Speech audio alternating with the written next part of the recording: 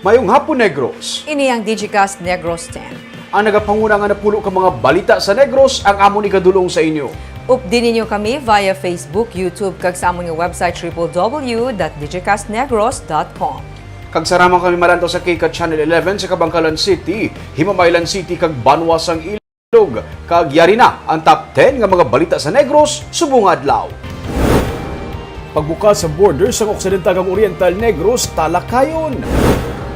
33 ka mga volcanic quakes na record sa bulkan Kanlaon. Sa Bacolod, mag-live-in partner, gitpang tiro sa ilang ginarentahan nga balay sa Barangay 2. Lalaki patay, babae pilason.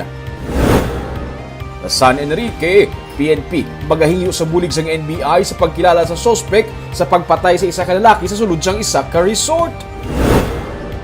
Kag sa Good Vibes sa Talisay City, medical mission ginpatigayon sa Valentine's Day. Initanan sa Digicast Negros X. Sa number 10, buwas nga adlaw, Ash Wednesday, ang panugod sang Lenten season para sa mga Katoliko. Subong pa lang nagapanghanda ng simbahan sa pagpangbadlis nga wala sang body contact bangod sang pandemic. May report si Romeo Subaldo. Masobra na sa duha ka dekada nga ginahimo ni Romeo Pabicon ang pagpanipon sa mga laya nga lokay nga nabindisyonan kun Palm Sunday. Isa siya ka church volunteer sa San Sebastian Cathedral sa Bacolod. Iya ini ginatigana para sa pagpangbadlis kun Ash Wednesday. Kaina, naghingagaw padabok si Romeo. Nagaduda siya nga basi kulang ang napreparar niya nga abo para sa buwas. May ara na kami kulang. Ano? May ara na kami na obra kulang. Kulang pa? Sa kalabad doon, ginamong tao. Pulo kami sa daan. Sa buwas, pulo kamisa. Suno kay Romeo, napulo kamisa ang patigayunon sa buwas nga adlaw gani dapat man nga preparado sila. Sunod naman kay Father Henry Donasco, ang Director sa Commission on Liturgy sa Diocese of Bacolod, ginhimo nila nga pulo ang misa sa buwas para hindi magdagsa ang tao sa sulod sa simbahan. Magadepende sa simbahan kung luyag nila nga budburan sang abo sa ulo ang sumilimba. Magamit sang cotton ball ang pari sa pagbutang sang abo sa agtang o kung mismo ang sumilimba, magabutang sang abo sa iya nga agtang. Hatag namon ang tatlo ka option sa mga parish priest o kung chaplain sang simbahan kahit sila ang mas nakahibalo sang sitwasyon sa mga tao. Sa guwa sa simbahan, may mga baral na nga daan para hindi magdagsa kag magtinuparay sa sulod sa simbahan. May canopy man. Magasugod ang misa alas 6 ang aga, tubtub 7:30 sang gabi ang pinakaulihing nga misa. Dugang pa ni Father Donasco, tani hindi pagkalipatan sa mga sumilimba ang matudtuod nga kahulugan sa pagbadlis. Ning season of Lent is a time to renew our relationship with God, no? Inatagaan kita sang simbahan sang season wherein to examine sang aton relasyon liwat sa Dios. Estrikto kuno nga sundo ng physical distancing. Ang Bacolod EOC nagpahanumduman sa mga sumilimba ilabi na sa buwas nga hindi pagkalipatan ang face mask kag face shield bisan yara sa sulod sang simbahan. Sa number 9, mga armas na recover sa Army matapos ang natabo nga engkwentro batok sa New People's Army. Naglabot sa 15 minutos ang pag-ikwentruhan ay isang Domingo sang tropa sang 11th Infantry Battalion kag sang ginapatihan mga miyembro sang New People's Army sa barangay Napakaw sa Banwasang Siaton sa Negros Oriental. Suno sa Army, ang tropa ang nagpatigayon sang focused military operation sa sitio Balascan sa amo nga barangay matapos may mag-report ka mga residente nga may presensya sa mga rebelde sa lugar. Samtang nagapatigayon sang operation, dito nakaengkwentro sang tropa ang anong ka mga armado nga ginapatihan katapos ang NPA. Wala sang casualty sa bahin sa militar pero ila pa ginahibalukon bala may napatay sa mga rebelde bungod sa mga dugo nga ila nakita sa area sang encounter. Matapos ang enkwentro, na-recover sang tropa gikan sa mga armado ang isa ka F-16 rifle, 45 caliber pistol kag iban pa nga mga kagamitan. Sa number 8, Negros Occidental Police Provincial Office, wala pa makabaton sang direktiba gikan sa ilang national headquarters angot sa ginahimo nga investigasyon sa Commission on Human Rights sa pagpaparada sa sila'y PNP sa mga naglapas sa health protocol. Sunod sa spokesperson sang NOCPO nga si Police Lieutenant Abigail Donasco, nagahulat lang sila sang direktiba gikan sa National Headquarters kung ano ang tikang nga ila pagahimuon angot sa issue. Sa karon, wala man sila may nabaton nga reklamo gikan sa mga ginpaparada sa dalan. Damlag pa ginusisa sang CHR ang ginhimo sang silay PNP bangod sang ila ginakabig nga human rights violation sa mga ginpaparada sa dalan. Sunod kay Donasco, mayara man sang Human Rights Affairs Office kag Internal Affairs Service ang PNP nga sara makahimo sang moto proprio investigation kung ila nakita nga nagsayop ang hepe sang silay PNP sa nangin desisyon sini. Nagapabilin nga bukas ang NOCPO sa anuman nga reklamo batok sa ila mga opisyales kag katapo.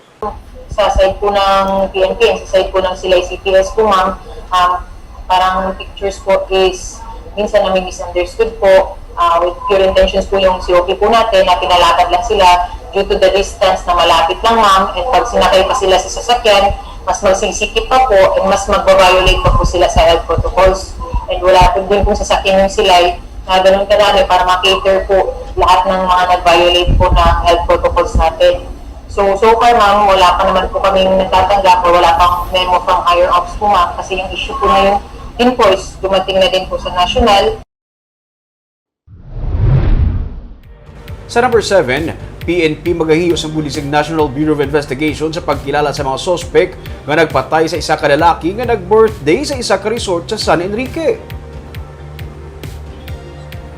Magahiyos ang bulig sang NBI Bacolod ang San Enrique PNP para mapadasig ang lakat sa investigasyon sa kamatayon ni Ryan Villanueva. Sunod sa hepe sang San Enrique PNP nga si Major Renante Salgado, pinaagi sa paglaragway sa babae nga kaupod sang biktima, mahimuan sang facial sketch ang mga sospek para makilalaan sila.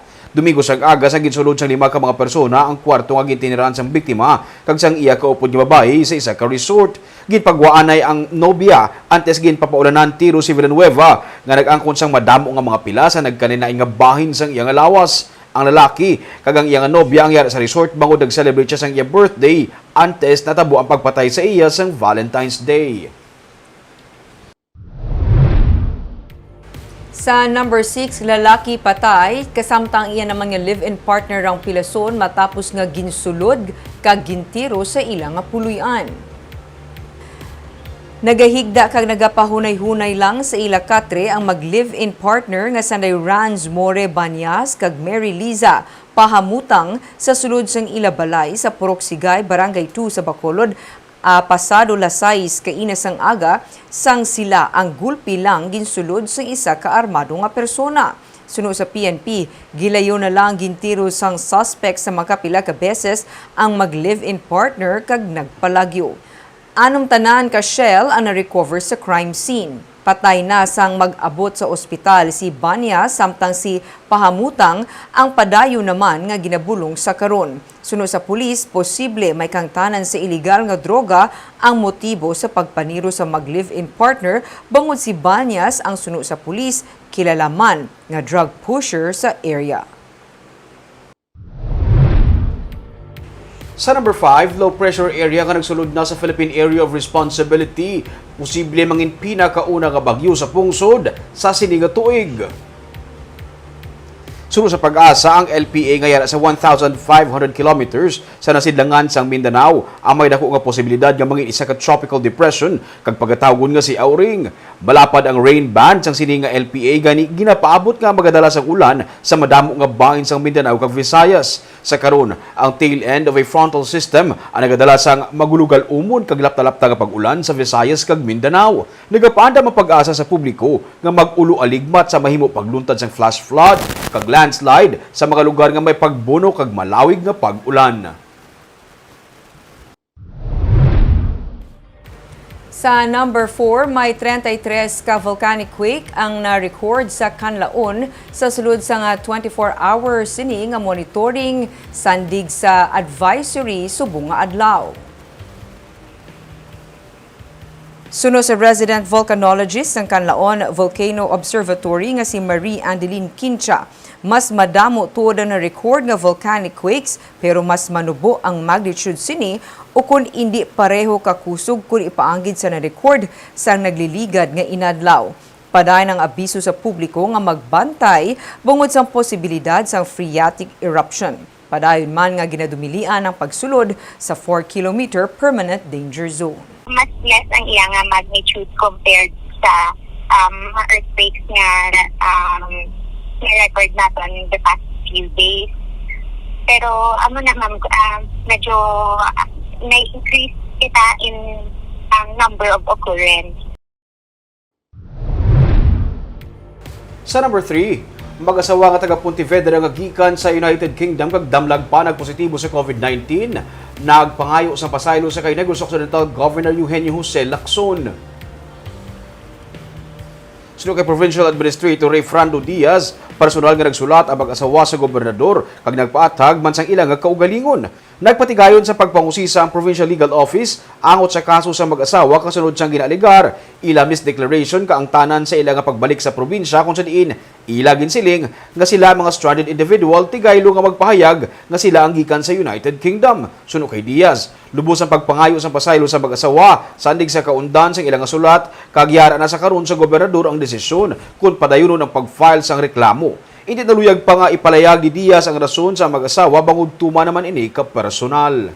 It was a very sincere letter and I think Governor is listening to it. Although the recommendation of the legal office based on facts, based on law, they have really committed a serious crime against public health, no, and our protocols. But I think Gov will think about it. No? We'll see kung ano iyang final announcement. Sa number 2, 29 ka bag-o nga kaso sa COVID-19 kag 36 ka recoveries ang na-record kahapon sa Negros Oriental.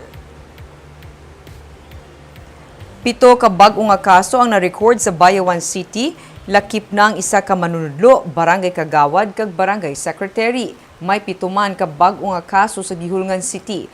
Iban pa nga mga LGU nga may bag-o nga kaso sa COVID-19 amo ang Dumaguete City, Bacong, Sibulan, Santa Catalina, Amlan, Ayungon kag Bindoy. May isa man sa Dumaguete City kag isa sa Sibulan nga napatay bangod sa COVID-19. Naka-record naman sa 36 pa ka new recoveries ang probinsya. 1,611 sa karon ang total cases ng COVID-19 sa Negros Oriental kag 168 sa diri ang active cases. Kag sa numero 1 sa mga balita subong nga adlaw, pagbukas ng provincial border sa tunga sang Oriental kag Occidental Negros, mahimo nga talakayon sa Provincial Disaster Council meeting sa maabot nga Biyernes nga adlaw.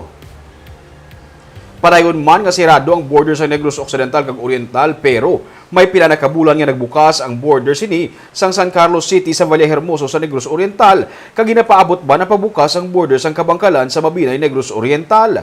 Sunod sa kay Attorney Frando Diaz, ang provincial administrator, may mga amat-amat na nga ginabatsyag ang fatigue o kung ang kakapoy tugas ang pandemya. Amat-amat naman ang pagbukas sa mga border sa iban nga mga kaiping nga mga probinsya kag syudad. Ugaling sunod sa kay Diaz, may kabalaka sa gihapon gikan sa pila ka mga grupo sang doktor amot sa paghalog sa mga border control, ilabi na nga hindi pa man hilway ang tanan kontra sa COVID-19. Sunod kay Diaz, nanaog man sa 10 ang active COVID-19 cases sa Negros Occidental, pero ang Oriental masobra sa gihapon sa isa kagatos. Kag mataas man gani sa gihapon ang active COVID-19 cases sang kaiping na sini nga probinsya sang Cebu. Madamo sang dapat hatagan sang konsiderasyon, bagay nga mahimo mangin talakayon sa Biyernes kaupod ang mga alkalde sang probinsya.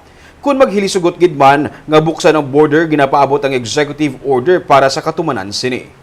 Ang aton nga LGUs medyo I don't know, may ara sila jutay nga do fatigue naman gura, no? And we respect those realities on the ground. But again, we want the governor to decide kung i-relax na gid man or hindi. But again, kung provincial level na ta mag-relax, kasi magdinagsa na lang balakag mapinagusto kita, which is a very dangerous effect that we want to avoid. Sa good vibes, kung kadaman sa aton, kaupod ang aton nga pamilya kag pinalangga sa kabuhi sa pagsaulog sa Valentine's Day, mayara naman sang nagpili nga mangin kaupod nila ang hindi nila kilala sa paghatag sang kalipayan kag bulig. Isa ka medical mission ang ginpatigayon sa Barangay San Fernando sa Talisay City sa mismo nga Valentine's Day. Ginupdan ini sang Philippine Army, PNP Provincial Health Office, syudad sang Talisay, SAF kag iban pa nga mga stakeholders. 135 ka mga residente ang nakaambit sa libre nga medical consultation, libre nga bulong, masahe kag hunting.